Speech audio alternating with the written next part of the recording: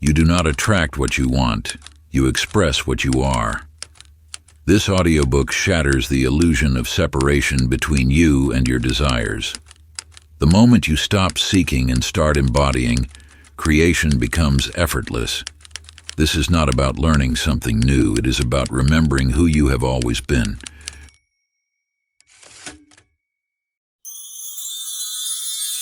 The Law of Creation. Introduction. In the depths of ancient wisdom lies a truth so simple yet so powerful that its revelation transforms all who grasp it. You have walked this earth believing yourself to be a seeker of abundance, a student of manifestation, one who must learn to attract what you desire. Yet this very belief has veiled the greatest secret of all. You are not the attractor, but the source. The universe does not grant wishes, it reflects truth. And the deepest truth is this: you are the creator of your reality, not its hopeful recipient. This knowledge has been guarded through ages, passed down through whispers and symbols, waiting for those ready to bear its weight. Think of how you breathe. Do you ask permission from the air? Do you hope it will enter your lungs? No, you simply breathe, knowing it is your natural state. Creation works the same way. You are not meant to beg the universe for favors or wait patiently for signs. You are meant to create with the same certainty with which you breathe. The law of attraction, as it has been taught, is but a shadow of this deeper truth. It speaks of manifesting as though you must pull something toward you from outside yourself. But nothing exists outside of you. You are the very fabric of reality expressing itself. This book holds no techniques for visualization, no methods for attracting desires. Instead, it contains the keys to remembering who you truly are. As you turn these pages, you will undergo an initiation, not into new knowledge, but into ancient remembrance. And you stand now at the threshold of understanding that will alter the very foundation of your existence. The power you've sought has always resided within you, waiting not to be discovered, but to be remembered. This is not about becoming something new. It is about awakening to what you have always been. Part 1. The Awakening. Breaking Free from the Illusion. Chapter 1. The Great Lie of Manifestation. In a bustling city lived a man named Walter, whose shelves groaned under the weight of manifestation books and journals filled with countless affirmations. Each morning he would stand before his vision board, eyes closed, visualizing the life he desired. Each evening he would script elaborate scenes of his future success. Yet month after month, year after year, his reality remained unchanged. One autumn evening, as Walter sat in a small cafe contemplating his latest failed manifestation attempt, an elderly man at the next table turned to him. "You're trying too hard to attract what's already yours," the stranger said, his eyes carrying the weight of ancient wisdom. "The bird doesn't attract the air it flies through. It simply spreads its wings." This simple truth unveils the fundamental misunderstanding that has kept you bound. You have been taught to see yourself as separate from your desires, reaching across an imaginary divide to attract what you want. But this very perception creates the illusion of distance between you and your creations. The universe does not operate on a system of attraction. It operates on a principle of expression. Just as a flower doesn't attract growth, it grows because that is its nature. You do not attract circumstances, you express them from within. This is not mere philosophy. It is the fundamental law of existence. When Walter met the wise stranger, he learned that his vision board had become a wall between himself and his desires, reinforcing the belief that what he wanted was out there to be attracted. His affirmations were prayers to an external force, when the power had always resided within. Months later, Walter found himself living the life he had once desperately tried to manifest. But it didn't happen through attraction. It happened through transformation. He stopped trying to attract success and began expressing it. He ceased attempting to draw abundance toward him and started operating from abundance. The change wasn't in his circumstances. It was in his very being. The world you experience is not responding to your desires. It is reflecting your state of being. When you understand this, manifestation becomes unnecessary. You don't need to attract what you already are. Practice. The mirror of being. Sit quietly with your journal and reflect on 3 things that have manifested naturally in your life. Things you never had to force or struggle to attract. Write them down. Now, examine the state of being that preceded each manifestation. You'll discover that these things came not because you wanted them, but because they were natural expressions of who you were being at the time. This is the key to all creation. Not attraction, but expression of your true nature. Chapter 2. The unseen forces that govern your reality.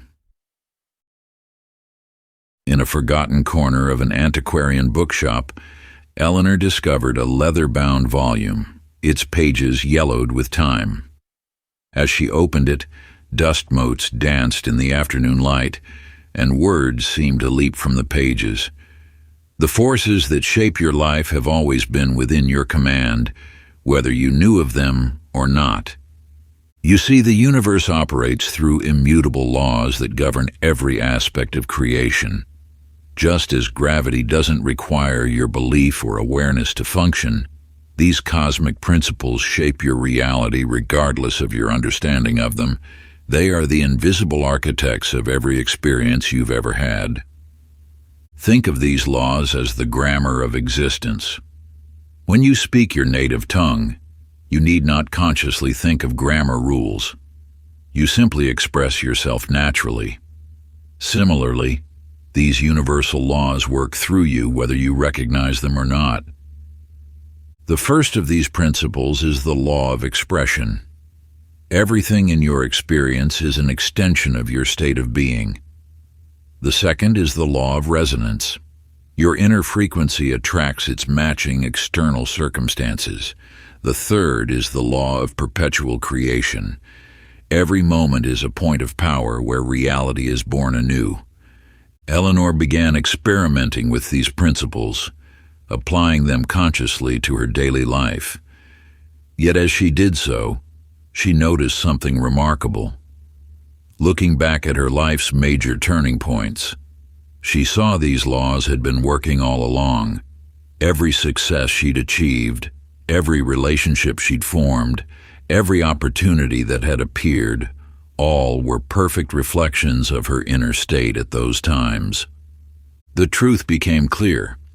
These laws weren't new forces she needed to master, but ancient allies she'd been dancing with all along. Her awareness simply allowed her to move from unconscious creation to conscious participation. Your life, too, bears testament to these eternal principles. Every circumstance you now face is evidence of their operation. Your awareness of them doesn't initiate their influence. It simply transforms you from an unconscious creator to a conscious one. Practice the threads of creation. Take 3 significant events from your past, 1 positive, 1 challenging, and 1 unexpected. For each event, trace backward through the thoughts, feelings, and beliefs you held in the months preceding it. Notice how your inner state aligned perfectly with what manifested. Pay special attention to the subtle whispers of intuition you may have felt, the dreams that visited you in the night, and the recurring thoughts that seem to echo through your days. This exercise reveals how these universal laws have been working through you all along, waiting for you to recognize their presence and partner with them consciously. As you reflect, you'll begin to see the intricate tapestry of creation, how your deepest fears manifested as obstacles, how your highest aspirations drew forth opportunities, and how even your most casual thoughts played their part in weaving the fabric of your reality. Each thread of experience bears witness to the eternal truth that you have always been a creator, even if you didn't yet know it. Chapter 3.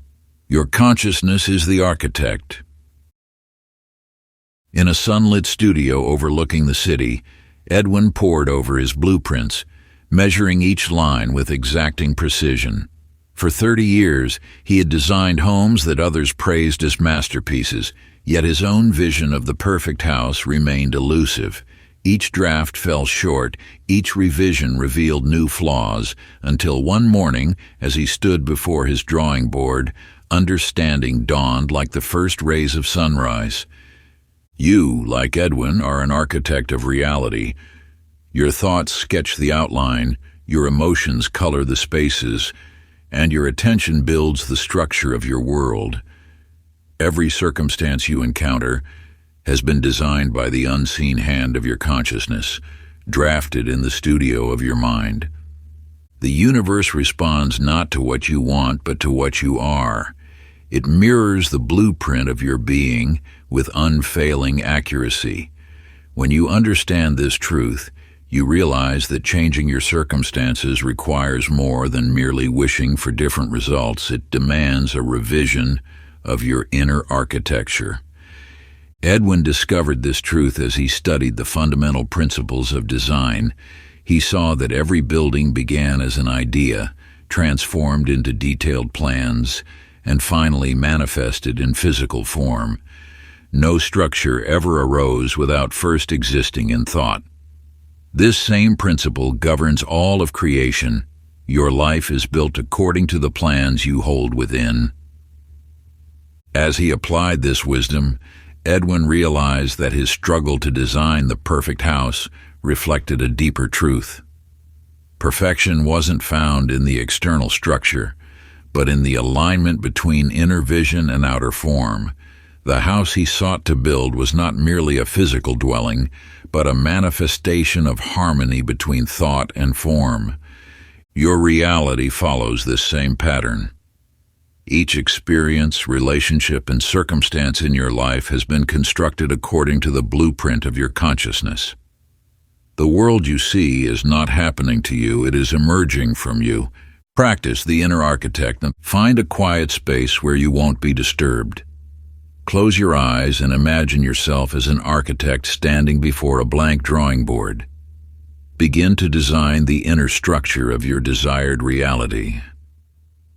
See yourself sketching the foundation of your beliefs, the walls of your thoughts, the windows of your perspective, and the doors of your opportunities.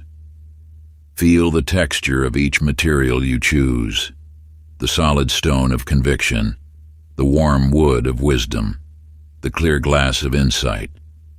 As you design this inner dwelling, pay attention to every detail. What thoughts illuminate each room? What emotions color the spaces? What beliefs support the structure? Take your time with this visualization, understanding that as you refine your inner architecture, your outer world must reshape itself to match this new blueprint. Chapter 4. The Invisible Blueprint of Your Life. In a small cottage filled with memories, Martha sat among old photographs scattered across her wooden table. As the evening light filtered through lace curtains, she traced the patterns of her life with weathered fingers, discovering a truth that had always been there, waiting to be understood. You possess within you a hidden architect that designs every moment of your existence. Like Martha, you may believe your experiences arise by chance, but there is a deeper wisdom waiting to be unveiled. Every circumstance, every relationship, every triumph and challenge follows an unseen blueprint, one crafted by the beliefs and emotions you carry in your depths. Your subconscious mind holds the master plans of your reality. It remembers every moment that shaped your understanding of life, love, and possibility.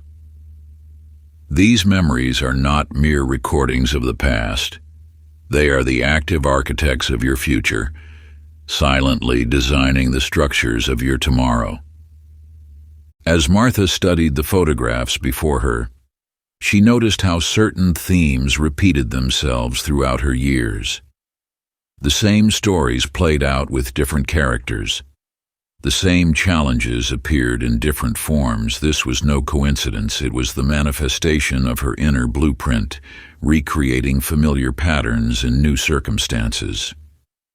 One evening, as she held a photograph of herself as a young woman, Martha understood. She had been writing and rewriting the same story, not because fate demanded it, but because her subconscious blueprint remained unchanged.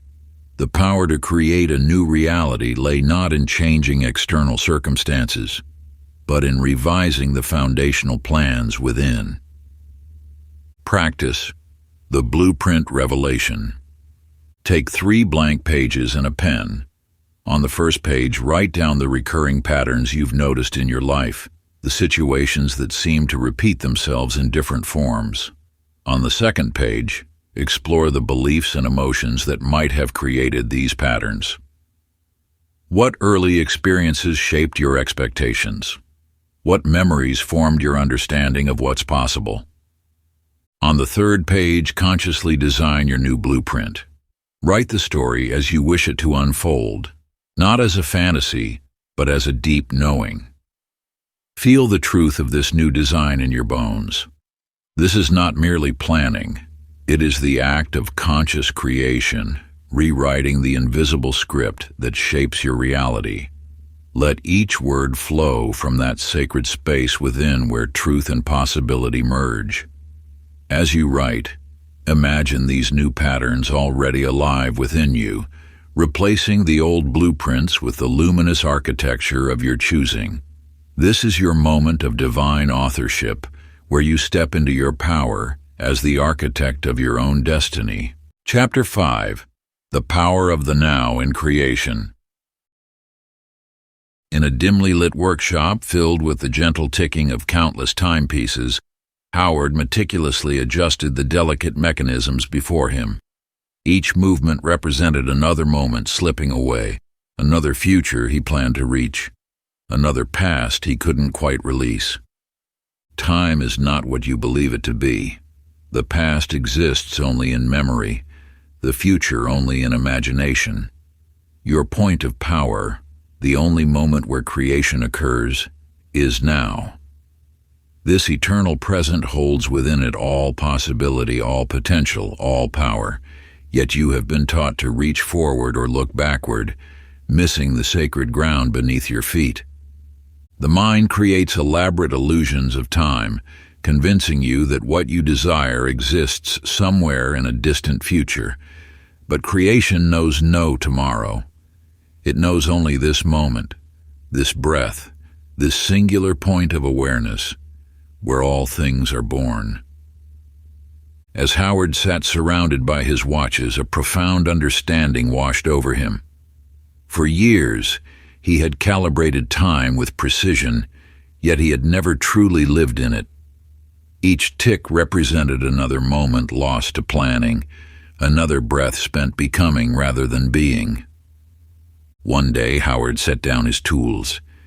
He closed his eyes and allowed himself to simply be. In that moment, time seemed to stand still.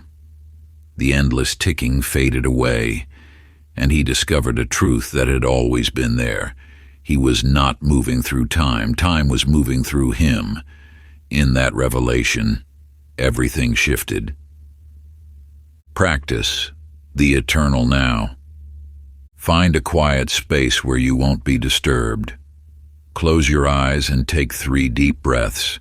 Feel the weight of your body, the sensation of air filling your lungs. This is now. Allow your desired state to fill your awareness. If abundance is what you seek, feel the fullness of having. If it's love, feel its presence within you. If it's success, embody the knowing of achievement. Don't imagine these states as future possibilities. Claim them as current truths. Remain in this state for several minutes, allowing each breath to anchor you deeper into the present moment. When thoughts of past or future arise, gently return to now. This is not a practice of becoming, it is a recognition of being.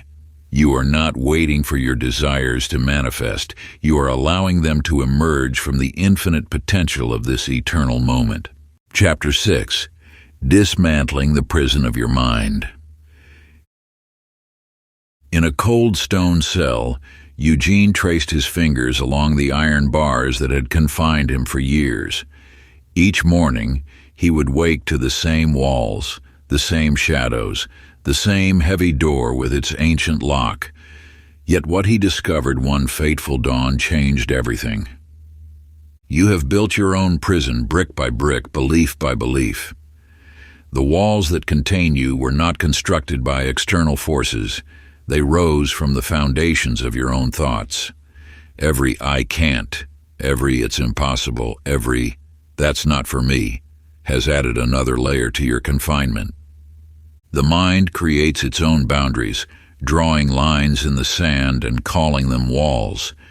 These imaginary barriers become so real that you begin to feel their cold touch, hear their echo in your footsteps, taste their bitter presence in every breath. But they are nothing more than thoughts given power through belief. Eugene discovered this truth when he noticed something peculiar about his cell door. The key that would grant his freedom had always hung just within reach. Obscured by his certainty that escape was impossible, his prison had never been the stone walls, it had been his acceptance of them. What you perceive as external limitations are merely projections of internal beliefs. The universe knows no boundaries.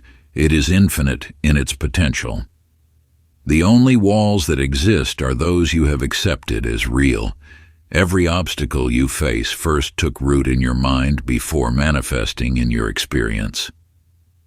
Practice breaking the walls of limitation. Take a blank piece of paper and write down every "I can't" that echoes in your mind.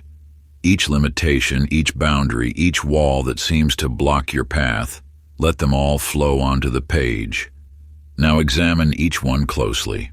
Ask yourself, who placed this limitation here?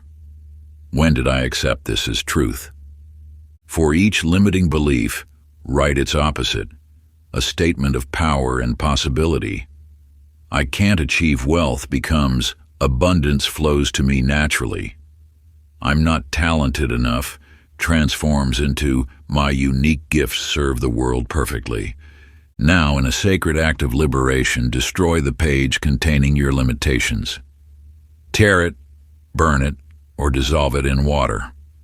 As you do, feel the walls of your mental prison crumbling. What remains is the infinite space of possibility, your natural state of being.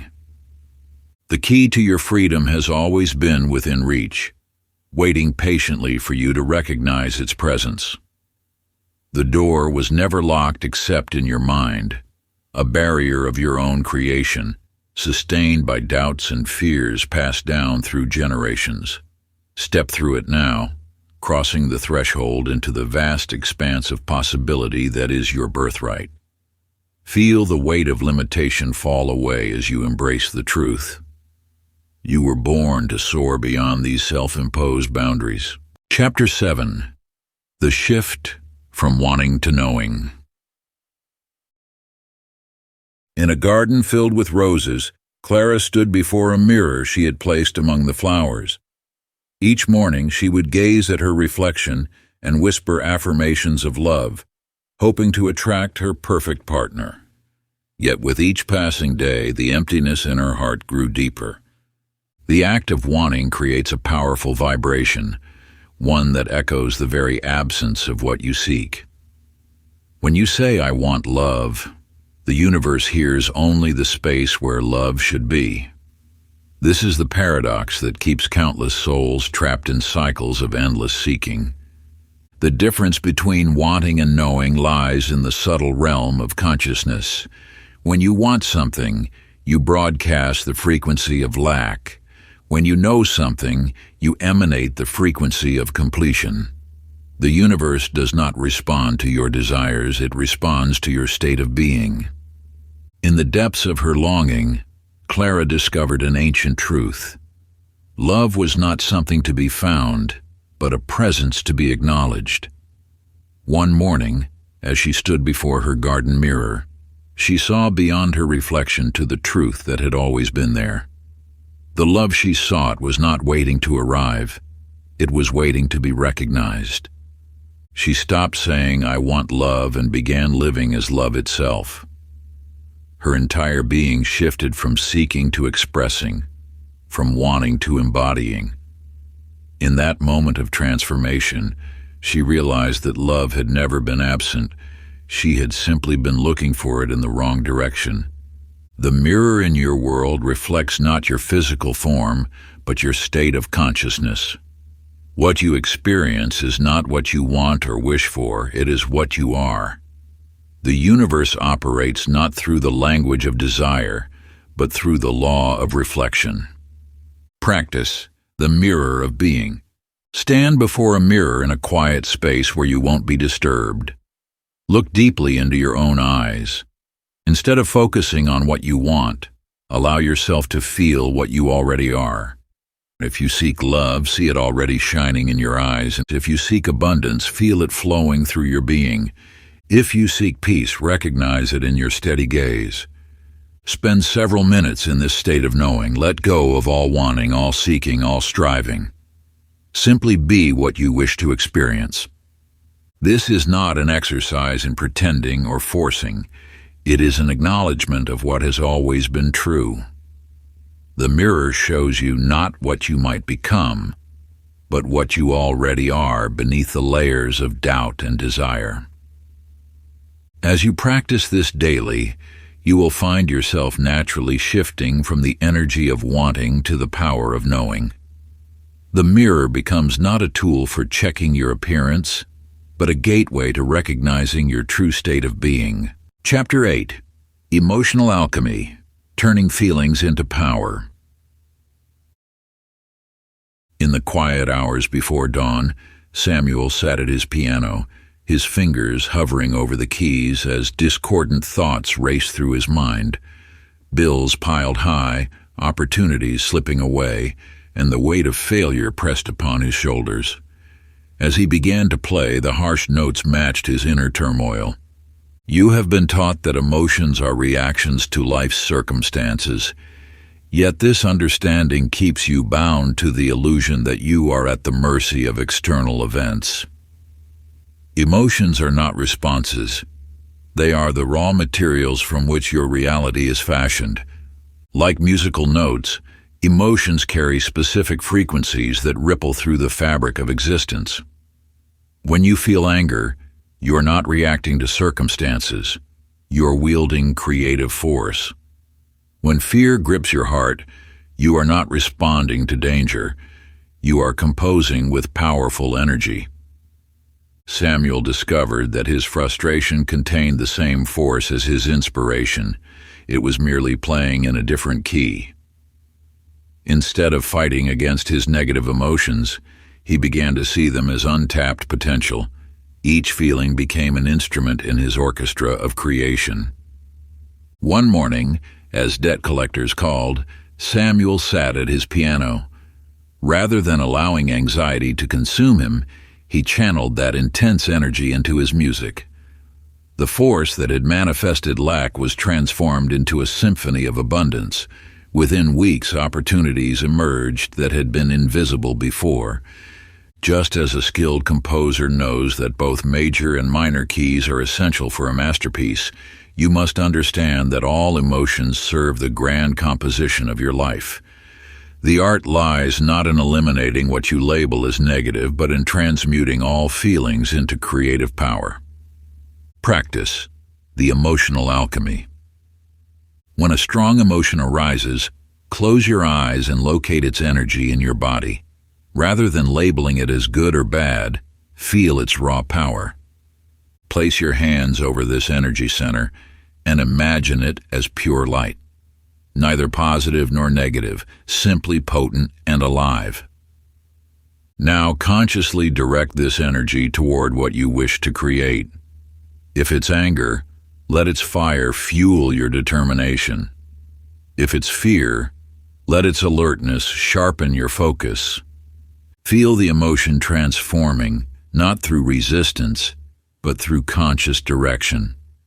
Like a conductor guiding each instrument to play its perfect part, you are not suppressing the emotion. You are orchestrating its power. This practice reveals that emotions are not your masters but your instruments of creation. Through this sacred alchemy, what once seemed like obstacles become the very force that propels you toward your desires. Like a master artist who transforms raw pigments into a masterpiece, you now possess the power to transmute these primal energies into pure creative force. What you once perceived as unwanted feelings now serve as the building blocks of your manifestation, each emotion offering its unique gift to the tapestry of your becoming. Chapter 9. Faith is the substance of reality. In the scorching heat of summer, Harold stood in his barren field, seeds clutched in his weathered hands.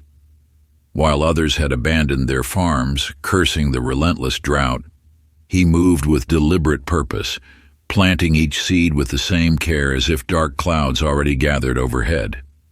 You have been taught that faith is a desperate hope, a wish cast into the void. Yet true faith is not hoping, it is knowing. It is the unwavering recognition that what appears absent in the physical world already exists in the realm of pure potential. When you plant a seed, you do not hope it will grow. You know it contains a tree. This knowing is not based on external evidence, but on an understanding of nature's immutable laws. Similarly, your creations do not require external validation to exist. They are already complete in the invisible realm, awaiting your unwavering recognition to emerge into physical form. Doubt is not the opposite of faith. It is faith in what you do not want. Every time you question whether something is possible, you are exercising absolute faith in its impossibility. Your doubt does not prevent creation. It creates precisely what you fear. Harold understood this truth as he tended his invisible crop.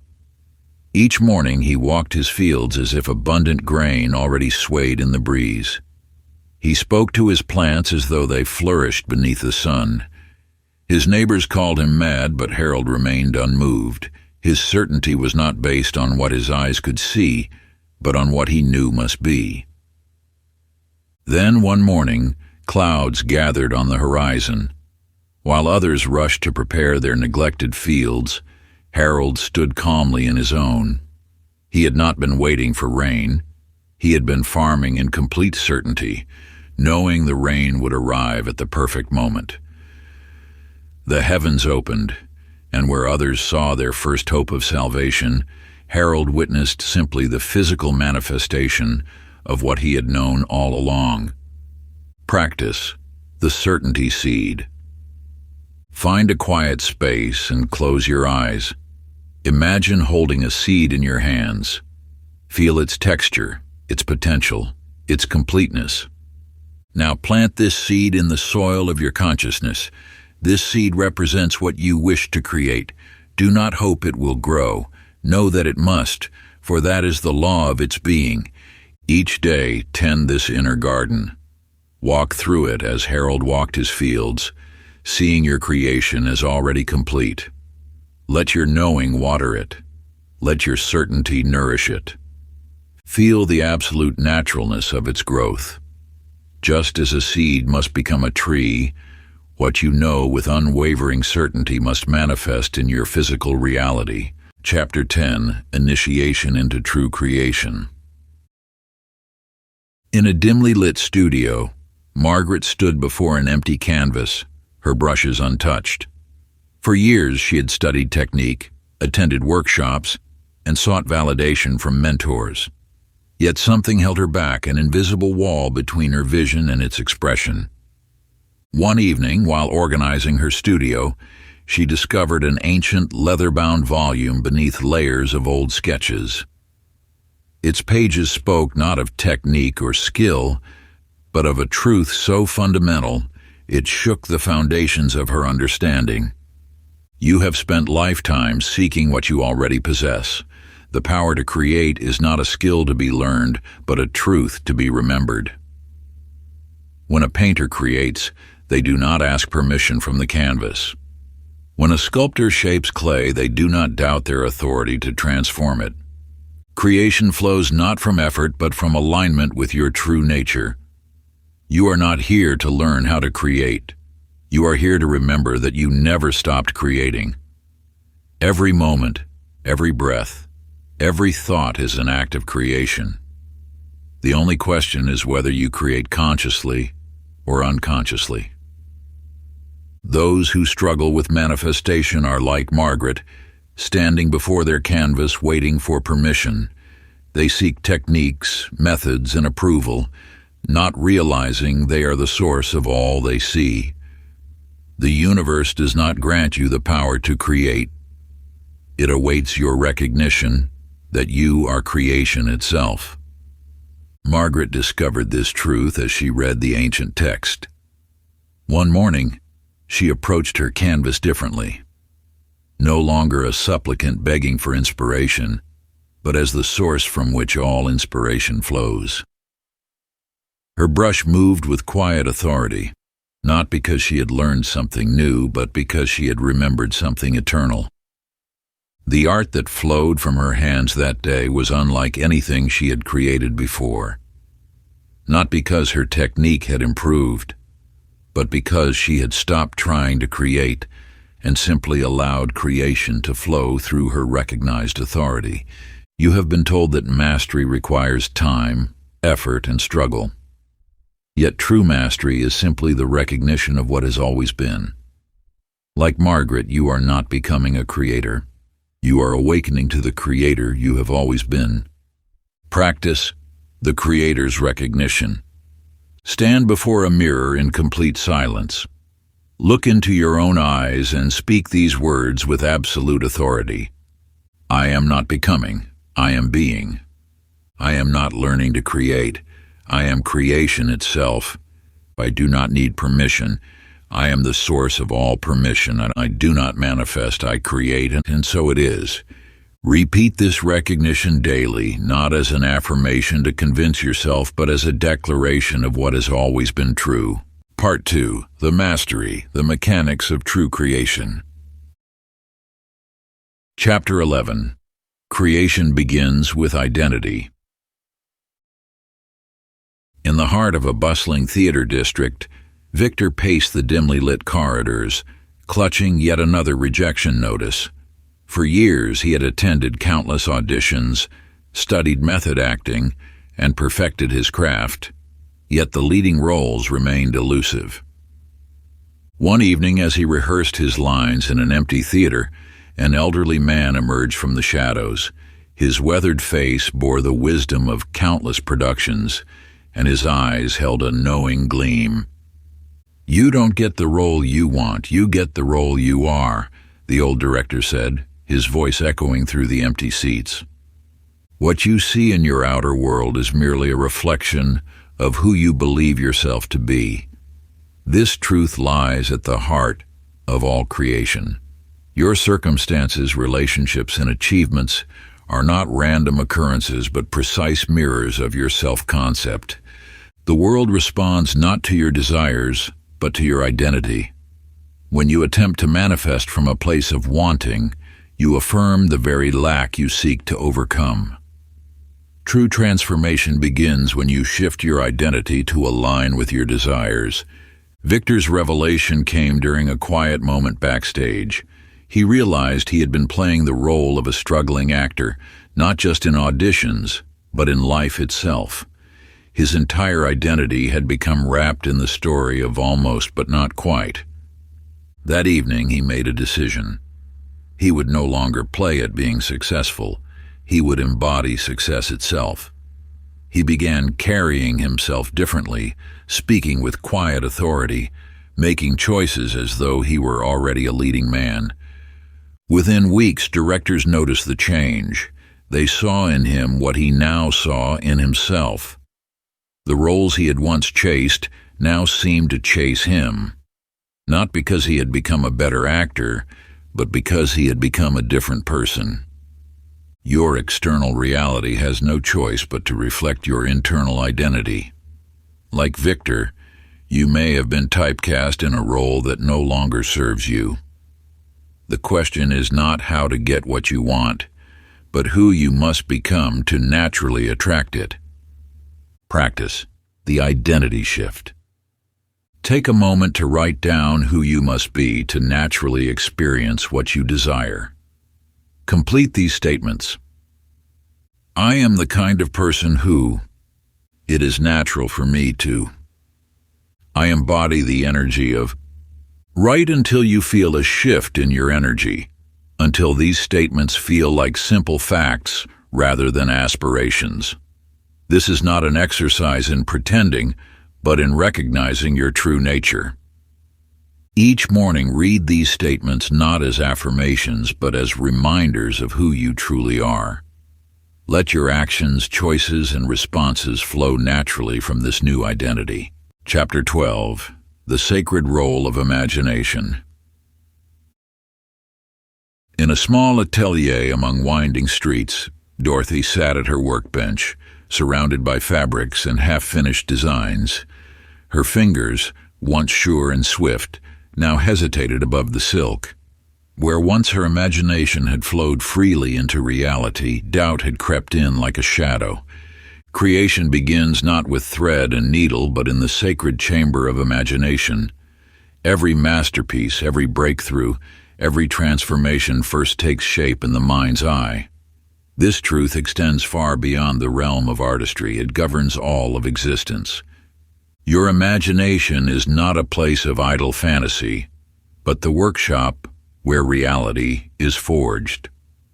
When you truly understand this, you realize that what you call imagination is actually the blueprint room of the universe. Every great achievement, every innovation, every change in human history began as a single thought in someone's mind. Dorothy's awakening came when she discovered an ancient text about sacred geometry. As she studied the patterns that underlie all of creation, she realized that her own creative process mirrored the universe itself. Everything, from the spiral of galaxies to the unfurling of a flower, first existed as a divine thought before manifesting in form. She began treating her mental images not as mere possibilities, but as realities waiting to emerge. Each design she envisioned became not a hope, but a certainty.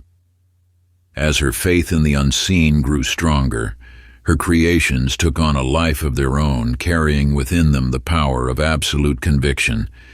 What you hold in your mind with unwavering certainty must eventually take form in your world. This is not wishful thinking.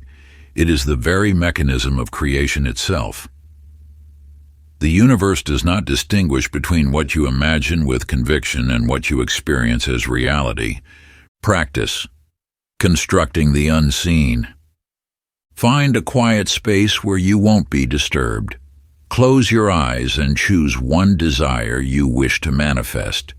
Now imagine it with such vivid detail that it feels more real than your current circumstances. See the colors, hear the sounds, feel the textures. Let every sense participate in this creation. Most importantly, feel the absolute certainty that what you're imagining is already yours. Practice this daily, not as an exercise in visualization, but as an act of experiencing what already exists in the unseen realm. Remember, you are not creating something new. You are simply bringing into visibility what already exists in the realm of pure potential. Chapter 13.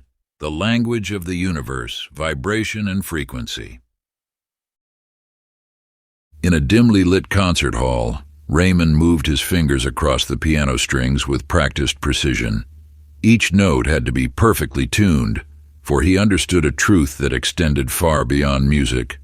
Harmony requires perfect alignment.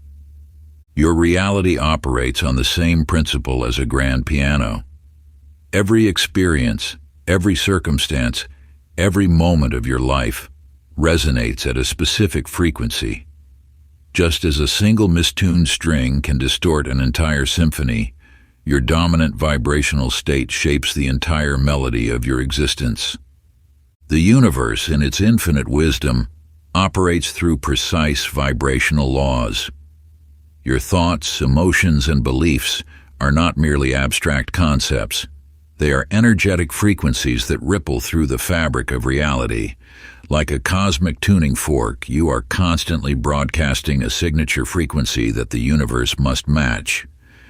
Raymond's revelation came when he noticed that on days when his own inner state was discordant, even perfectly tuned pianos seemed to resist harmony.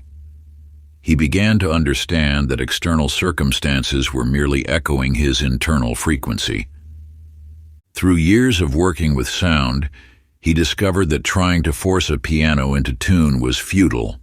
Each string had to be gently guided into its natural resonance. Similarly, he learned that attempting to force change in his life only created more resistance. The key was to adjust his own frequency first. Your external world can only mirror your internal frequency. When you try to change circumstances without first shifting your energetic state, you're like a musician attempting to play a masterpiece on an untuned instrument. Practice frequency alignment. Sit in stillness and bring awareness to your current energetic state. Feel the vibration of your thoughts, emotions, and beliefs. Now, imagine your desired reality as a pure, clear tone. Begin to adjust your internal state through breath, through feeling, through knowing, until you sense yourself resonating with that pure tone. Stay in this aligned state until you feel the shift from effort to natural harmony. This is not about forcing change, but about finding resonance with what you wish to experience. Like a perfectly tuned string, your aligned state will naturally attract and harmonize with similar frequencies in the universe. When you achieve this state of perfect attunement, manifestation becomes effortless, as natural as a flower turning toward the sun. The universe responds not to your desires alone, but to the vibrational essence you embody in each moment. Chapter 14. Emotion as a Creative Force. In a sunlit studio, Helen stood before her canvas, brush suspended in midair. Her paintings had always been technically perfect, yet something was missing, the invisible force that makes art transcend mere imagery. You too may have noticed that identical actions can yield vastly different results. Two people can speak the same words, yet one moves mountains while the other barely creates a ripple. The difference lies not in the action itself, but in the emotional energy behind it. Emotions are not simply responses to life. They are the very essence of creative power. When you understand this truth, you begin to see why some thoughts manifest instantly while others remain mere wishes. Your emotional state acts as an amplifier, broadcasting your frequency with such intensity that the universe has no choice but to respond. Helen discovered this truth when she began to paint not from technique, but from the depths of her feeling. Her breakthrough came during a period of intense joy. A painting created in this state sold immediately, touching the hearts of all who saw it. Yet when she painted from obligation or indifference, her work remained lifeless, regardless of its technical merit. Your creations follow the same principle. Thoughts backed by powerful emotions materialize faster than those accompanied by weak feelings. This is why moments of intense emotion, whether positive or negative, often mark turning points in your life. The universe responds not to the content of your thoughts, but to their emotional charge. Practice emotional amplification. Choose one desire you wish to manifest. Close your eyes and recall a moment when you felt incredibly alive, powerful, or filled with joy. Let this feeling grow within you until it fills your entire being.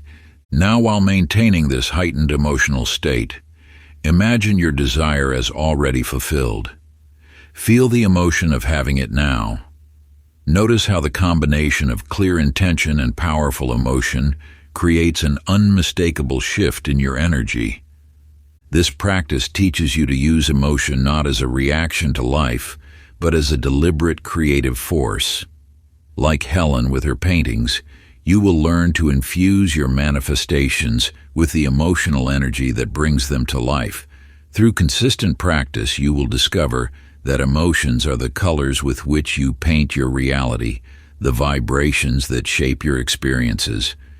When you master the art of emotional creation, you become like a skilled composer, orchestrating the frequencies that attract your desires into physical form.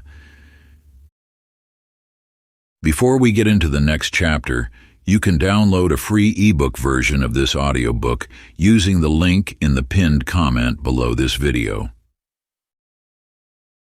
Chapter 15. The Art of the Unwavering Mind. In a dimly lit chess club, Lawrence sat before the board, his hand hovering over a piece as doubt clouded his mind. Though skilled in strategy, his constant second-guessing had become his greatest opponent. You have experienced this same pattern in your own life. When you waver between possibilities, questioning your choices, you create a vibration of uncertainty that the universe must reflect. Just as a radio cannot tune into two stations simultaneously, your reality cannot manifest through divided focus. The power of creation requires more than mere decision. It demands unwavering commitment. Each time you entertain doubt, you fracture the energy needed to bring your desires into form. This truth extends beyond the realm of games into every aspect of existence. Those who shape reality most effectively are not those with the most knowledge or skill, but those who maintain unshakable focus on their chosen outcome. Lawrence discovered this when he finally stopped analyzing every possible outcome and committed fully to his moves. In that moment of complete conviction, his game transformed. The board became a reflection of his certainty rather than his doubt. Your manifestations follow this same principle. When you hold a vision with absolute conviction, allowing no room for uncertainty, you create a force that reality must bend to match. But when you oscillate between belief and doubt, you disperse the very energy needed for creation. Practice mental discipline exercise. Sit quietly and choose one specific desire. Hold this vision in your mind with the same certainty with which you know the sun will rise tomorrow. When doubts arise, and they will, do not fight them. Instead, simply return your focus to the feeling of absolute knowing. Start with 1 minute of unwavering focus, then gradually extend the duration. This practice strengthens your ability to maintain singular focus, the key to powerful manifestation. Like Lawrence at the chessboard, you will learn that certainty, not analysis, bends reality to your will. Through this practice, you develop the mental discipline required for conscious creation. Each moment of sustained focus builds the muscle of unwavering belief, transforming you from someone who hopes into someone who knows. Like a master sculptor who sees the finished masterpiece within the raw stone, you learn to hold your vision with pristine clarity. This steadfast certainty becomes your natural state, no longer an effort, but an effortless knowing that flows through every fiber of your being.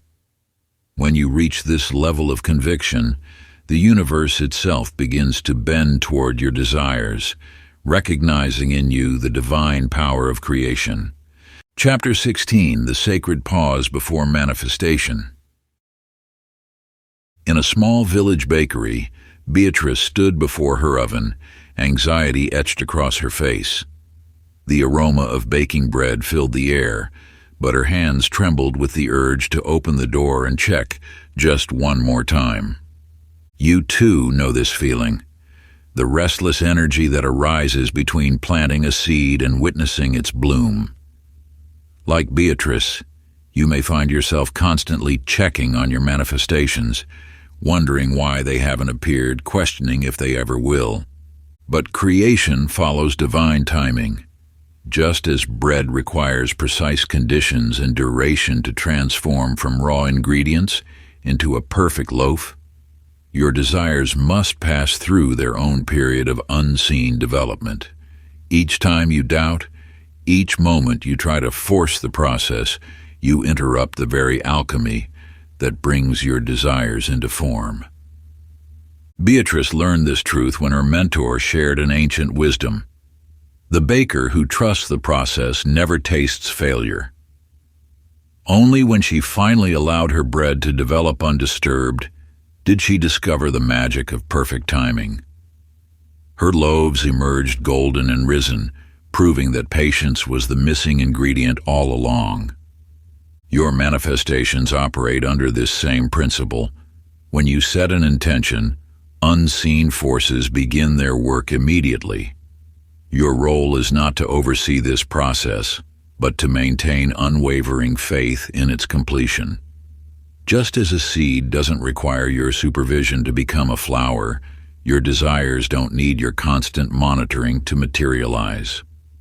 Practice the divine timing exercise. Choose one desire you've been anxiously monitoring. Close your eyes and imagine placing this desire into a golden vessel of light. Now consciously release all need to control its unfolding. Feel the peace that comes with complete surrender to divine timing. Each time you notice yourself wanting to check on your manifestation, return to this visualization. Remember, true faith requires no proof. Like Beatrice's perfect bread, your desires will manifest not through force but through trust in the unseen process of creation.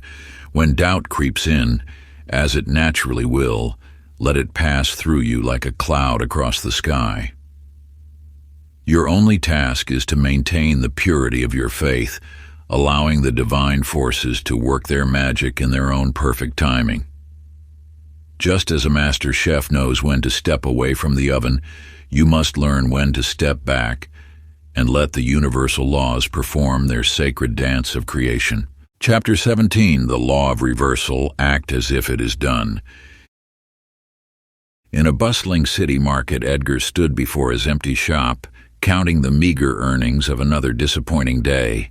His shoulders slumped with the weight of unfulfilled dreams, his eyes fixed on the successful businesses across the street.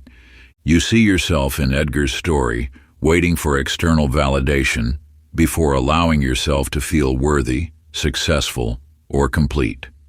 Like so many others, you have been taught that results must precede belief, that evidence must come before certainty. Yet this is the very illusion that keeps creation at bay. The ancient masters knew a truth that modern society has forgotten. The outer world merely echoes your inner state of being. When Edgar met the wise merchant Abdullah, he learned this timeless secret.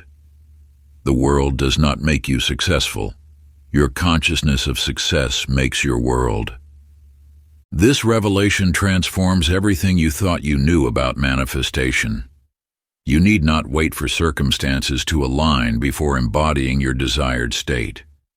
In fact, waiting is the very force that pushes your desires away. The universe responds not to what you want or hope for, but to what you are. Edgar's transformation began the moment he stopped acting like a struggling business owner and fully embodied the successful entrepreneur he desired to be. He walked differently. He spoke differently. He made decisions from this new state of being. Most importantly, he maintained this shift even when his external reality had not yet caught up.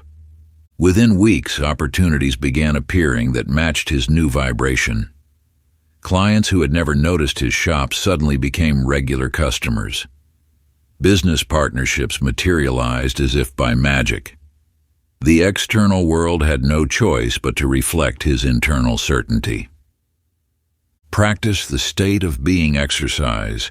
Close your eyes and step fully into the version of yourself who has already achieved your desire. Feel the confidence in your walk, the certainty in your voice, the peace in your heart. How does this version of you make decisions? How do they interact with others? How do they carry themselves through the world? For the next 7 days, maintain this state of being regardless of external circumstances. Make every choice, every interaction, every moment an expression of your achieved desire. Remember, you are not pretending. You are allowing your true state to emerge. The outer world has no choice but to conform to your inner certainty. Like Edgar, you will discover that success is not something you chase, but something you become. The moment you stop waiting for evidence and start living from the end result, the universe must reshape itself to match your new vibration. Chapter 18. Detachment is not giving up, it's the final step. In a quaint village, Mildred spent her days gazing out her window, watching couples walk hand in hand, her heart heavy with longing. Each night she would write elaborate lists of the qualities she desired in a partner, desperately trying to manifest love into her life. You have been taught that desire fuels creation, that wanting something intensely enough will draw it to you. Yet this understanding contains a subtle flaw that keeps you bound in cycles of yearning. The ancient wisdom speaks of a paradox. What you chase perpetually eludes you, while what you release naturally flows to you. The universe responds not to need but to wholeness. When you reach for something from a place of lack, you unknowingly push it away. Your very desire becomes the force that creates distance between you and your creation. Mildred discovered this truth one autumn evening when, exhausted from years of searching, she finally surrendered her desperate quest for love. In that moment of release, something shifted within her. She began to find joy in her solitude, peace in her independence, and completeness in her own company. As she tended her garden one morning, no longer consumed by thoughts of finding someone, she met Thomas, who had stopped to admire her roses. Their connection blossomed naturally, effortlessly, like flowers opening to the sun. What years of active seeking could not accomplish, genuine letting go achieved in an instant. The truth revealed itself. Mildred had not given up on love. She had given up the resistance that blocked it. In releasing her grip on the outcome, she allowed the natural flow of creation to move through her life. Practice the release ritual. Find a quiet space where you won't be disturbed. Hold in your mind the desire that you've been clinging to most tightly. Feel the weight of your attachment to it, the anxiety of waiting, the fear of not having it. Now imagine this desire as a balloon in your hands. Feel its string against your palms. Acknowledge that your tight grip doesn't bring it closer. It only creates tension in your being. Slowly, lovingly, release your grip on the string. Watch as the balloon floats upward, carrying with it all your anxiety and desperation. This release is not abandonment. It is trust in the perfect unfolding of creation. As you watch the balloon rise, affirm, I release my attachment while maintaining my knowing. What is meant for me cannot miss me. I am complete as I am. Perform this ritual whenever you feel yourself grasping too tightly at an outcome. Remember, true power lies not in desperate wanting, but in peaceful knowing. Chapter 19. Signs, Synchronicities, and Divine Winks. Along a winding mountain path, Joseph trudged forward, his worn leather bag heavy on his shoulders. Each day brought the same mysterious symbols, a peculiar arrangement of stones, 3 birds flying in formation, or a distinctive pattern in the morning dew. Yet, like many before you, he dismissed these whispers of the universe as mere coincidence. The language of creation speaks not only through manifestation, but through subtle signs along your path. These divine breadcrumbs guide you toward your highest alignment, yet in your haste to reach your destination, you often overlook them. The universe conspires to lead you home through a sacred dialogue of synchronicities, repeated numbers, and meaningful coincidences. These signs are not random. They are the invisible hand of creation reaching out to guide you. When you notice the same symbol repeatedly crossing your path, when certain numbers seem to follow you, or when meaningful coincidences stack upon each other, you are witnessing the universe attempting to communicate with you. One morning, exhausted from fighting against the current of his journey, Joseph finally paused to acknowledge the signs he had been ignoring. The same symbol that had appeared in his dreams now manifested in the bark of a tree, in the flight pattern of birds, and in the arrangement of stones at his feet. Instead of dismissing these patterns, he chose to follow their guidance. Each symbol led to another, creating a trail of divine breadcrumbs that guided him to a hidden valley, exactly where he needed to be to fulfill his purpose. What appeared as random markings along his path were actually a sacred map, drawn by the invisible hand of creation. In trusting these signs, Joseph discovered that the universe had been orchestrating his journey all along. Practice the sign recognition ritual. Set aside time each evening for this ancient practice of divine dialogue. Take your journal and record every unusual occurrence, repeated symbol, or meaningful coincidence you noticed throughout your day.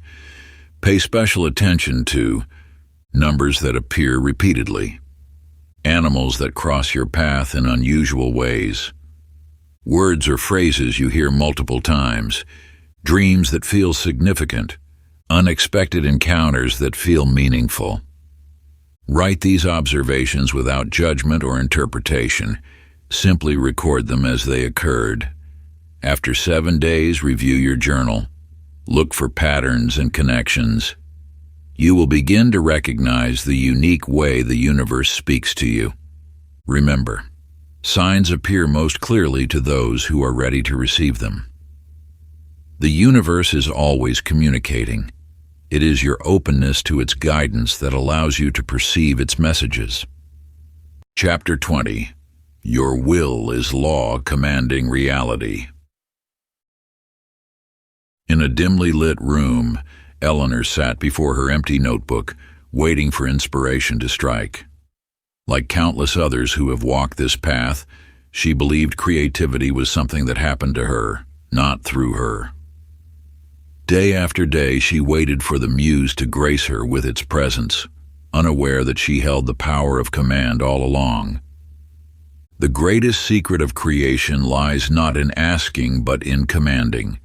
Those who have mastered the art of conscious creation understand that reality responds not to wishes or hopes, but to absolute certainty. When you grasp this truth, you move beyond the realm of manifestation into the domain of pure creation. Your creative power does not require permission or external validation. It flows from your inherent authority as a creator. Just as the universe does not ask permission to create stars, you need not ask permission to shape your reality. The moment you shift from requesting to commanding, everything changes. Eleanor's transformation began when she discovered an ancient manuscript that spoke of speaking with authority. Instead of waiting for inspiration, she began each morning by declaring, "I command creativity to flow through me now." At first the words felt hollow, but as she continued, something shifted. Her writing began to pour forth effortlessly, not because inspiration finally arrived, but because she commanded it to manifest. The world around her responded to this new energy. Publishers who had ignored her work suddenly sought her out. Ideas that once eluded her now arrived on command. She had discovered what masters throughout time have known: reality bends to unwavering certainty. The declaration practice. Stand before a mirror at sunrise or sunset. Place your hand over your heart and speak these words with absolute authority. By the power vested in me as a creator, I now command, state your intention into being. It is done. Speak not as one who hopes or wishes, but as one who knows their word is law. Feel the authority in your voice, the certainty in your being. This is not a request to the universe. It is a command from the Creator you truly are. Repeat this declaration 3 times, each time with increasing authority. The key lies not in the words themselves, but in the unwavering certainty with which you speak them. Remember, the universe does not respond to what you want. It responds to what you command with absolute knowing.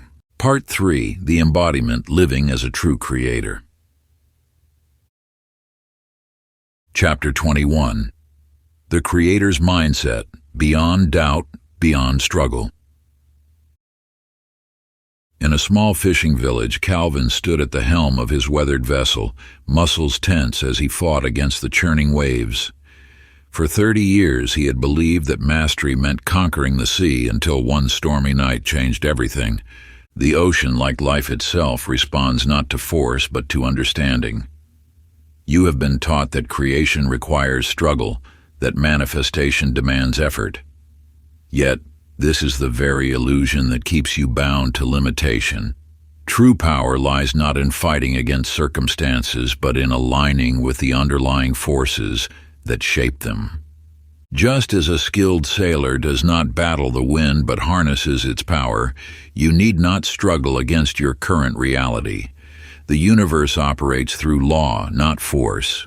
When you understand this principle, you move beyond the realm of effort into the domain of effortless creation. Consider how the moon does not strain to move the tides, how the earth does not struggle to spin on its axis. These forces operate with perfect precision through alignment, not effort. Your creative power works in the same way. Calvin's revelation came during a violent storm. As waves crashed against his boat, a strange calm washed over him. Instead of fighting the ocean's fury, he began to feel its rhythm. He noticed how the wind, which he had always battled, could become his ally if he simply adjusted his sails differently. In that moment of surrender, he discovered a profound truth. The sea had never been his enemy. With this new understanding, Calvin navigated through the storm with remarkable ease. The same waters that had once threatened to overwhelm him now carried him safely to shore. He had not become a better sailor through more effort. He had become a better sailor through deeper understanding. The effortless creation practice. Find a quiet space where you can be undisturbed. Close your eyes and bring to mind a current challenge or desire. Now, instead of strategizing how to make it happen, feel the natural rhythm of its unfolding. Just as Calvin learned to feel the ocean's flow, sense the underlying current that's already moving you toward your desire. Speak these words with quiet authority. I release the need for struggle. My power lies in knowing, not forcing.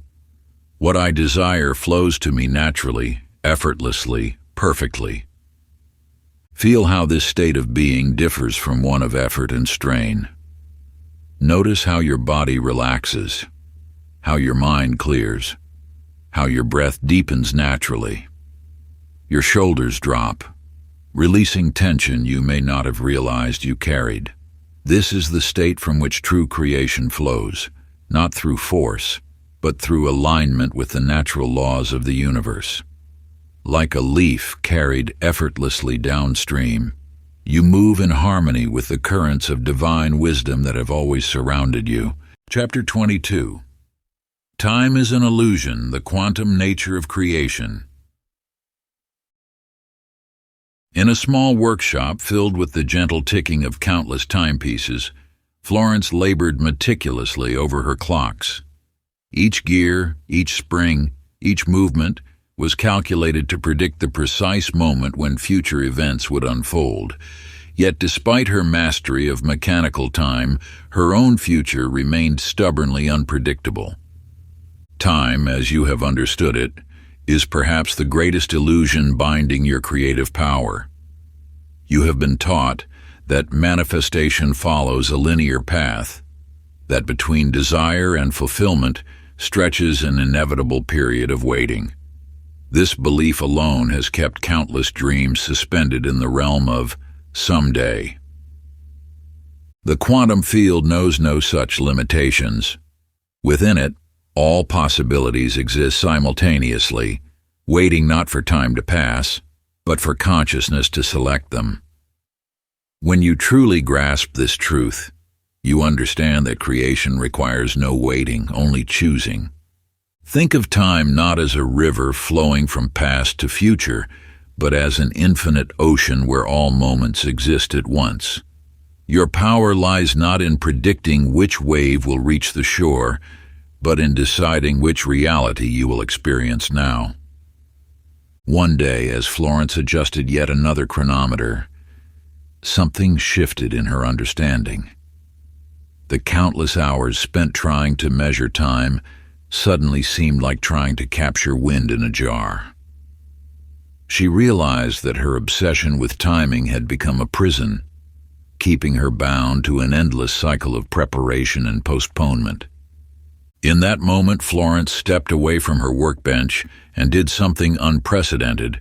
She began living as if her desired future was already present. She stopped planning for success and started embodying it.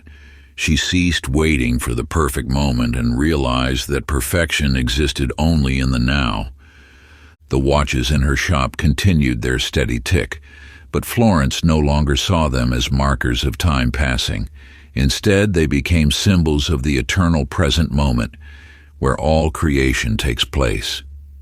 The Quantum Shift Practice. Close your eyes and breathe deeply. Feel yourself sitting exactly where you are, fully present in this moment. Now, without moving physically, allow your consciousness to shift into the version of you who has already achieved everything you desire.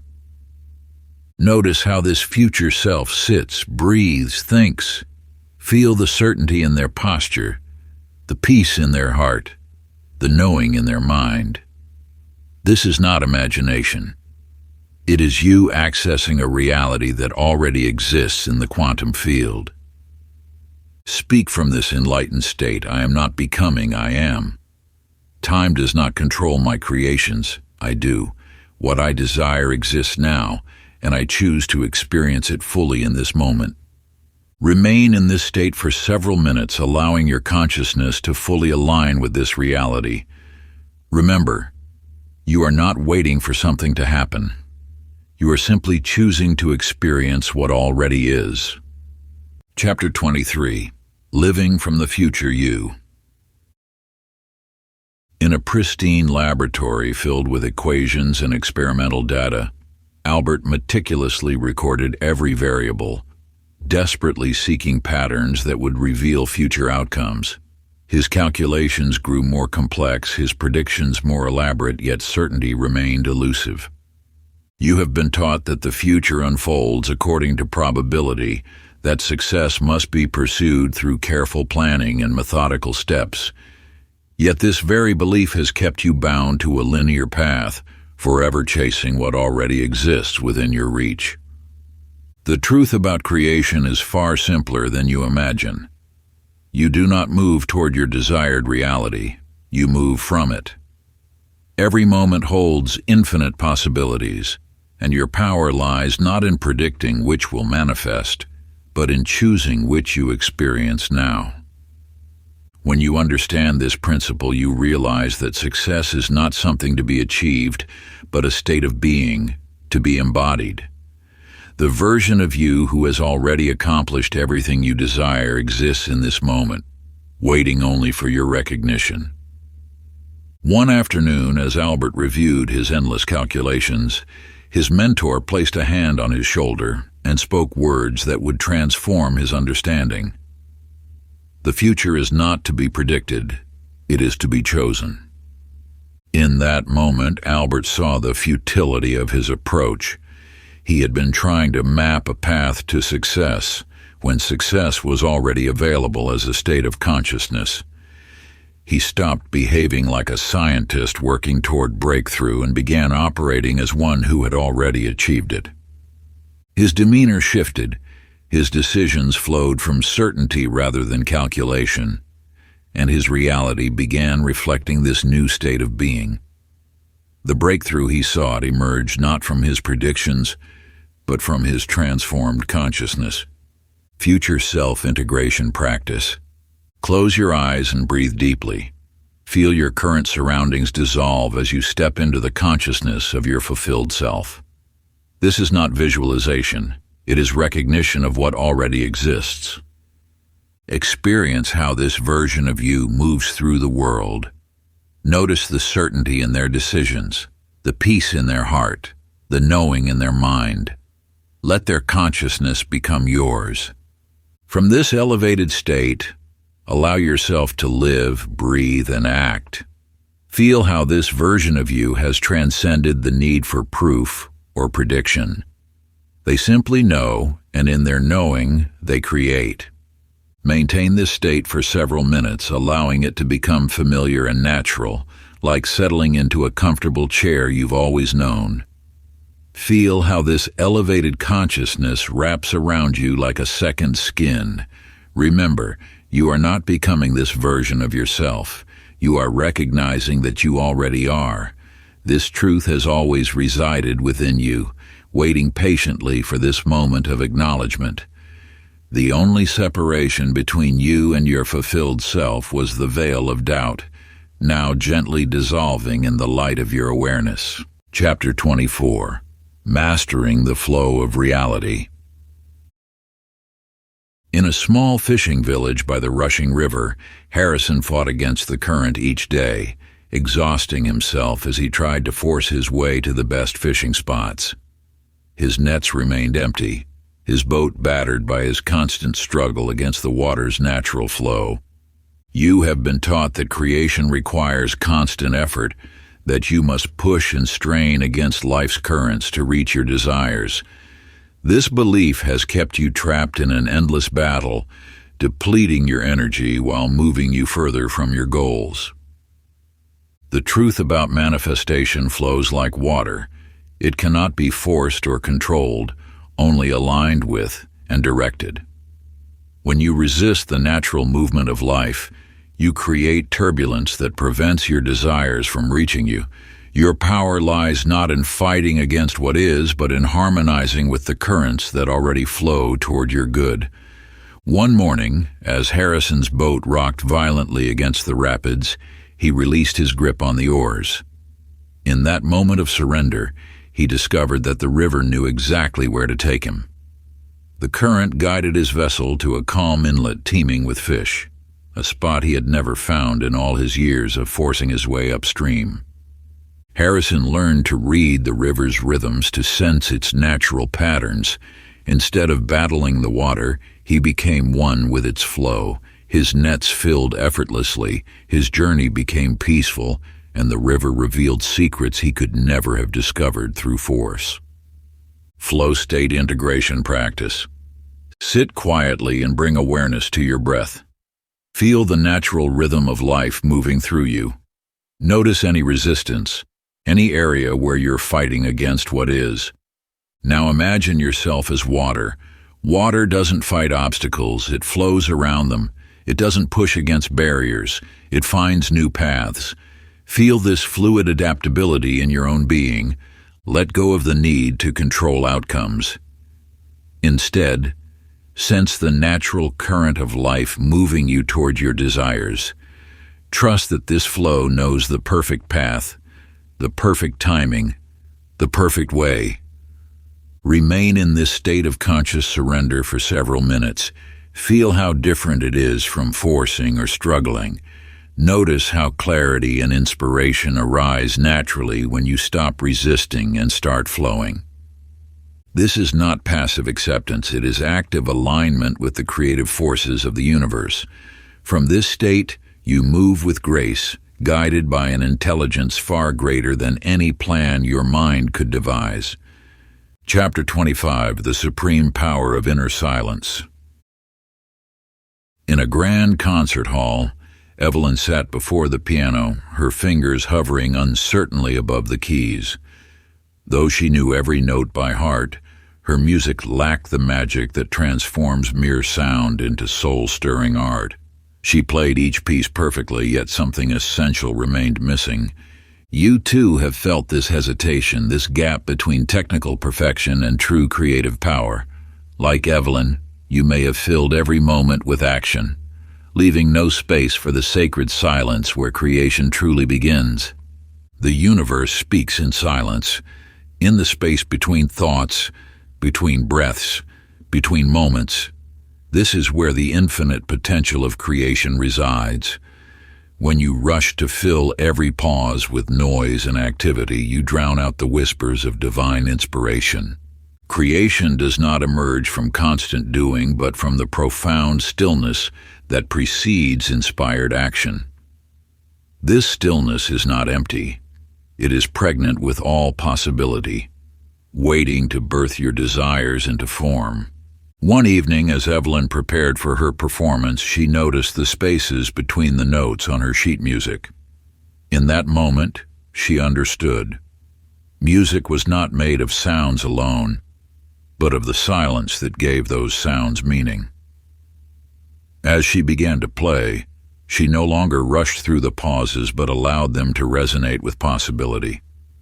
Her music transformed, touching hearts in ways her previous technical perfection never could. The silence had taught her its secret, that true power flows not from endless activity, but from the space where all potential exists. Her music became a dance between sound and silence, each enhancing the other in perfect harmony. Stillness integration practice. Find a quiet place where you won't be disturbed. Close your eyes and allow your awareness to rest in the space between your thoughts. Notice how this silence feels alive, vibrant with potential. Let your attention sink deeper into this stillness. Feel how it extends infinitely in all directions. This is not emptiness. It is the field of all possibility, the source from which all creation springs. Remain here, allowing the stillness to expand within you. Notice how answers, inspiration, and clarity naturally arise when you stop seeking them. This is the power of aligned silence, the space where miracles are born. As you open your eyes, carry this stillness with you like a treasured jewel in your heart. Let it inform your actions, guide your decisions, and amplify your creative power throughout each moment of your day. Feel how this inner quietude transforms even the simplest tasks into sacred acts of creation. For in this sacred silence, you touch the very source of creation itself, the eternal wellspring from which all manifestation flows. This is the space where thought becomes form, where dreams take root in reality. Chapter 26, Divine Creation versus Ego Manifestation. Gregory stood in his office, surrounded by charts, graphs, and endless to-do lists. Each morning he would arrive before sunrise, determined to bend reality to his will through sheer force. Yet the harder he pushed, the more resistance he encountered. You have known this struggle, the exhausting cycle of forcing, controlling, and manipulating circumstances, only to find yourself further from your goals. Like Gregory, you may have mistaken force for power, believing that creation requires strain and effort. True creation flows from a different source entirely. When desires arise from the ego, from a sense of lack, fear, or unworthiness, they carry within them the very seeds of struggle. The ego creates through force because it believes in separation and scarcity. It sees the world as something to conquer rather than a reflection to align with. Divine creation, however, emerges naturally from your connection with the infinite. It requires no force because it flows from wholeness, from the knowing that you are already complete. This is not manifestation. It is recognition of what already exists. One evening, as Gregory sat amidst his carefully constructed plans, a gentle realization dawned. All his life, he had been trying to prove his worth through achievement. Every goal, every target, every desire stemmed from a belief that success would finally make him enough. In that moment of clarity, he understood why everything had felt like such a struggle. The next morning, instead of forcing his way through the day, Gregory sat quietly in his office. He allowed himself to feel complete, worthy, and whole, exactly as he was. From this new state of being, his actions flowed naturally. Opportunities appeared effortlessly, relationships improved spontaneously, and success unfolded organically. The universe had not changed, Gregory had. By releasing the need to prove himself, he allowed creation to flow through him rather than from him. Wholeness alignment practice. Close your eyes and breathe deeply. Feel the completeness that already exists within you. Notice any desires that arise from a sense of lack or unworthiness. Without judgment, simply observe them. Now, imagine releasing these ego-driven desires into the infinite. Feel how different it is to create from wholeness rather than lack. From this space of completeness, allow your true desires to emerge, not from what you think you need, but from what naturally wants to express through you. Rest in this awareness of your inherent wholeness. Notice how creation becomes effortless when it flows from this space of divine alignment. You need not force anything into being. Simply allow what is already whole within you to express itself in form. Chapter 27. Your world is a reflection. Nothing exists outside you. In a small village among rolling hills, Dorothy crafted mirrors of exceptional quality. Each morning she would examine her work, scrutinizing every detail for flaws. One particular mirror troubled her. No matter how meticulously she polished it, imperfections kept appearing. You, like Dorothy, may have noticed that your world seems to reflect back what you least desire. The truth lies not in changing what you see, but in understanding its source. The external world operates as a perfect mirror, reflecting with unwavering accuracy the beliefs, thoughts, and emotions you hold within. When you perceive lack, the world shows you more evidence of scarcity.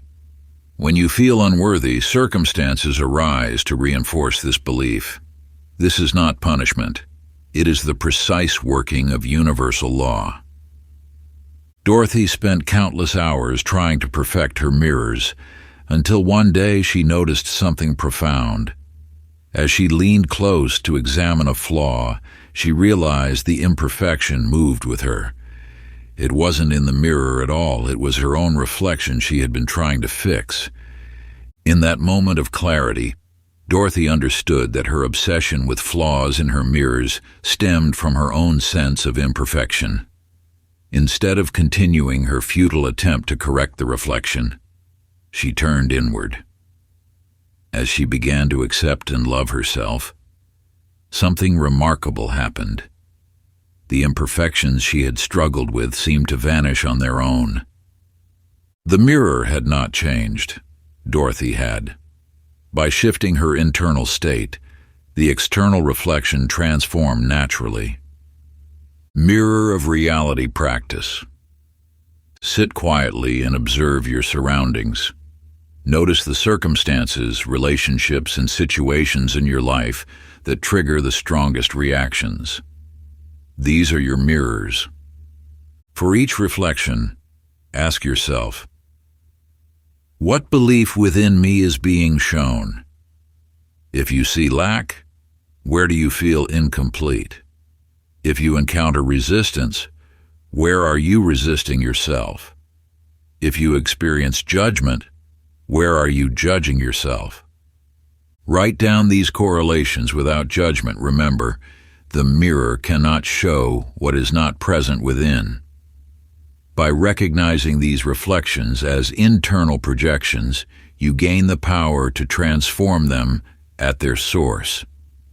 Chapter 28. The Secret Teachings of the Great Masters.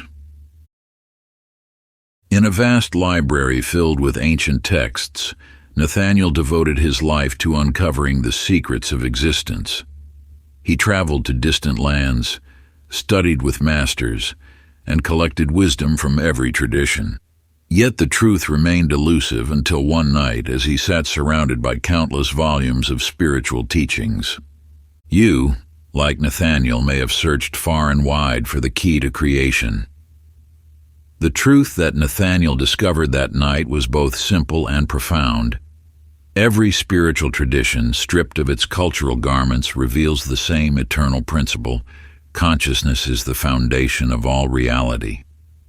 From the ancient Egyptian mysteries to the Vedic scriptures, from the teachings of Jesus to the wisdom of the Tao, all point to one fundamental truth. You are not merely an observer of reality, you are its source. The power you seek has always resided within you. This is not a new teaching, it is the oldest truth whispered through the ages. The great masters did not discover this wisdom. They remembered it. And now, you too are remembering. Nathaniel found himself tracing the same message through different texts. As a man thinketh in his heart, so is he, whispered one. All that we are is the result of what we have thought, echoed another. Reality follows consciousness, declared a third. Different words, same truth. One evening, as Nathaniel sat with an ancient manuscript, he realized he was no longer reading. He was remembering. The wisdom he sought wasn't hidden in the pages before him. It was awakening within him. In that moment, all the teachings merged into a single truth. Consciousness creates reality. Universal creation practice. Find a quiet space and close your eyes. Let your breath become steady and deep. Now, bring to mind the great teachers and traditions throughout history. See them not as separate paths, but as different fingers pointing to the same moon. Feel the presence of this timeless wisdom stirring within you. Know that you are not discovering something new. You are remembering what you have always known. You are the creator, and you always have been. Sit with this truth until it moves from intellectual understanding to felt knowing. Let it settle deep within your being, beyond the realm of thought, and into the chambers of your heart. As you breathe in this wisdom, feel how it resonates with the deepest part of your soul, the part that has always known this truth but perhaps forgotten it. Let the ancient wisdom of all traditions merge into this single revelation. Your consciousness is the creator of your reality. This is not merely a concept to be studied, but a living truth that has guided seekers throughout the ages, from the mystics of the East to the prophets of the West. In this moment of recognition, you stand in harmony with all those who have walked this sacred path before you. Chapter 29: How to Maintain the Creator's State for Life. In the grand theater of life, Charlotte moved with grace, each step a testament to years of dedication. Yet something was missing. Her dance felt mechanical, a series of learned movements rather than flowing expression. Night after night, she practiced until exhaustion, seeking that elusive perfection. You, like Charlotte, may have mastered individual manifestations, creating specific outcomes through conscious intention. But true mastery transcends isolated achievements. It is not about perfecting a single step. It is about becoming the dance itself. The ancient wisdom reveals that creation is not a series of separate events, but a continuous flow of being. When you understand this truth, you stop trying to manifest and start living as creation itself. Your very presence becomes an act of creation, every breath a manifestation. Charlotte's revelation came not during practice, but in a moment of surrender. As she watched leaves dancing in the wind, she saw that nature never struggled to create its beauty. It simply was. The leaves didn't try to dance, they were the dance. One evening, as Charlotte took the stage, something shifted. She stopped thinking about the steps and surrendered to the music of life itself. Her performance transformed from a sequence of movements into pure expression. The audience witnessed not a dancer performing steps, but creation flowing through human form. This truth illuminates the path before you. Mastery is not about accumulating techniques or perfecting methods. It is about living in such alignment with the creative force that your very existence becomes an act of creation. Like Charlotte, you are called to move beyond doing into being. Living creation practice. Begin each day by acknowledging your nature as a creator. Before your feet touch the ground, remind yourself, I am not here to create. I am creation expressing itself. Throughout the day, pause periodically and ask, am I trying to create, or am I allowing creation to flow through me? Let this awareness guide your actions, your words, your thoughts. Feel the rhythm of the universe moving through you. Like a dancer in perfect harmony with the music, let your life become an expression of the creative force that flows through all things. This is not a practice to be done. It is a state to be lived. In moments of doubt or struggle, remember, you are not separate from the creative force of the universe. You are that force expressing itself in human form. Let this truth guide every step, every breath, every moment of your existence. When challenges arise, do not resist them. They too are expressions of the infinite creative power flowing through all things. Your very presence in this world is proof of the universe's creative spirit manifesting through you. Each heartbeat, each thought, each action is the divine force expressing itself in ways that only you can embody. Chapter 30. The final revelation you have been creating all along. In a distant mountain temple, Miriam knelt before yet another teacher, hoping to unlock the mysteries of creation. For years, she had traversed sacred sites, studied ancient texts, and sought wisdom from spiritual masters. Yet with each new teaching, the truth seemed to slip further away. You have walked a similar path, gathering knowledge, seeking techniques, collecting wisdom. Like Miriam, you may have believed that somewhere, someone held the key to unlocking your creative power, but creation is not a secret to be discovered. It is a truth to be remembered. The power you seek has never been separate from you. You are not learning to create. You are remembering what you have always been. Miriam's moment of awakening came not through another teaching, but through surrender. As she sat beneath an ancient tree, exhausted from seeking, something within her shifted. The questions fell away, and in their place arose a knowing that had always been there. She was not separate from the creative force. She was that force expressing itself. In that moment of recognition, everything Miriam had learned transformed from external knowledge into remembered truth. She saw that every step of her journey, even the seeming detours, had been creation itself guiding her back to this fundamental reality. This revelation stands before you now. You are not a seeker of creative power.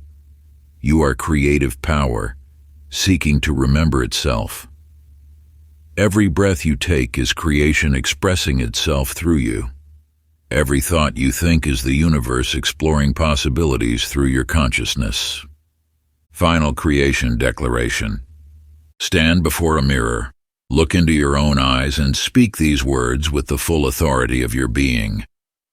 I am not learning to create, I am remembering what I have always been.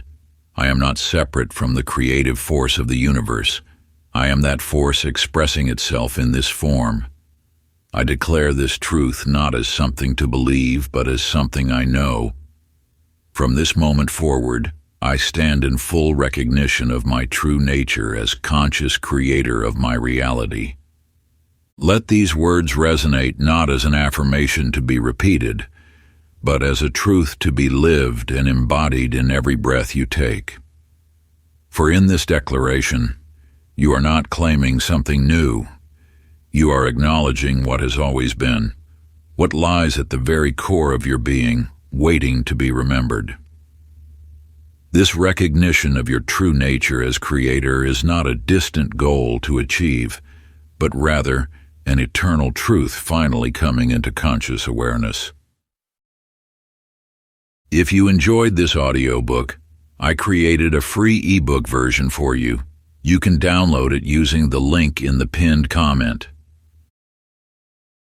Conclusion. The wisdom you have uncovered within these pages is not meant to be a final destination. Like the eternal dance of creation itself, your journey continues to unfold in ever-deepening spirals of understanding and mastery. What you now hold is not merely knowledge. It is a living truth that must be embodied moment by moment. Each breath offers a new canvas for creation. Each thought a fresh opportunity to align with your divine nature. The ancient masters did not reach a point where they declared their work complete. They understood that mastery is not a summit to be reached, but an endless exploration of infinite potential.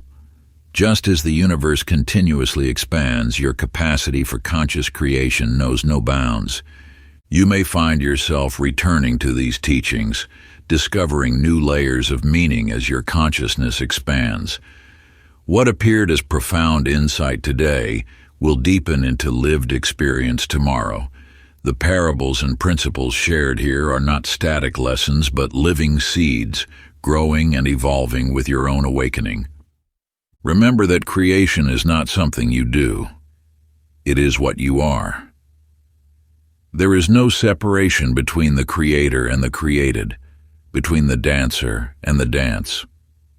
Every moment presents a choice: to create consciously or unconsciously, to command reality or be commanded by it. As you close these pages, know that you are not finishing a book. You are stepping into the fullness of your creative power. The real practice begins now, in the ordinary moments of your daily life, in your interactions, in your decisions, in your responses to circumstances.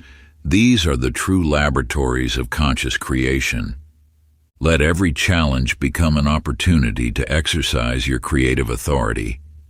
Let every obstacle reveal itself as the raw material for your next masterpiece.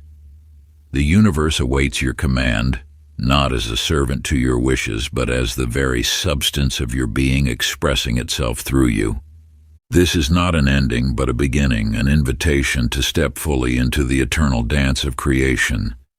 The power has always been yours. Now, with eyes wide open and heart fully awakened, you can wield it with the certainty it deserves. If you enjoyed this exclusive audiobook, I handpicked this next book which will change your life.